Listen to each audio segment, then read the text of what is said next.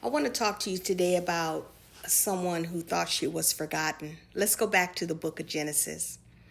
Imagine being chosen but not for love, chosen for youthfulness. Imagine carrying a promise that wasn't even yours.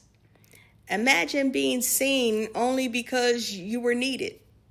That was Hagar. She was the servant, the outsider, the backup plan. She didn't even ask to be a part of Abraham and Sarah's story, but we see that she was placed in it. She was used to solve someone else's delay. And we see that when tension arises, that she becomes the problem. Isn't that interesting? Sometimes the one who carries the burden gets blamed for the weight. So she runs. She's pregnant, alone, and in the wilderness.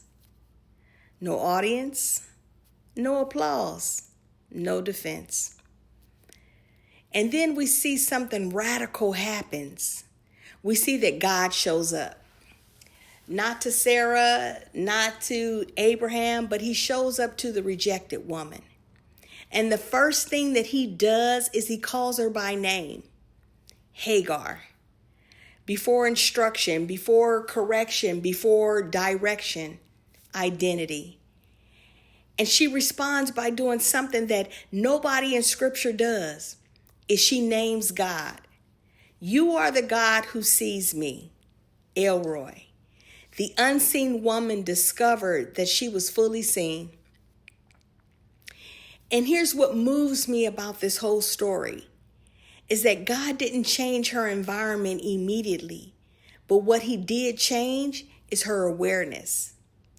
Because confidence isn't born when your life gets easier. It's born when you realize that heaven has not lost sight of you. Some of you are trying to fix your surroundings, but what you really need is an encounter that restores your identity.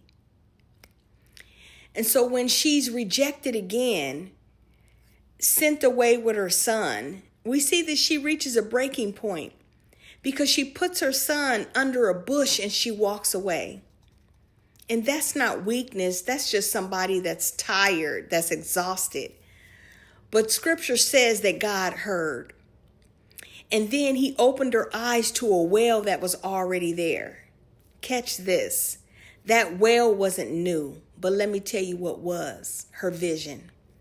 Because pain can blur your provision. And so I want to tell you today that you are not a woman that is overlooked. You are not the woman that was replaced. You are not the woman that was underestimated or even the woman that was second. You are a woman that heaven sees. And if you're seen, you're not forgotten. If you're seen, that means you still carry a purpose. If you're seen, rejection cannot erase your destiny. And so maybe your wilderness isn't punishment. Maybe it's where you finally realize who you are without all of the noise. And maybe today is the day that you stop calling yourself rejected and start calling yourself the God who sees you. If you've ever felt unseen, type seen. Not for engagement, but as a reminder to yourself that you are seen, that you are loved. I hope this helps you today. God bless you and have a great day.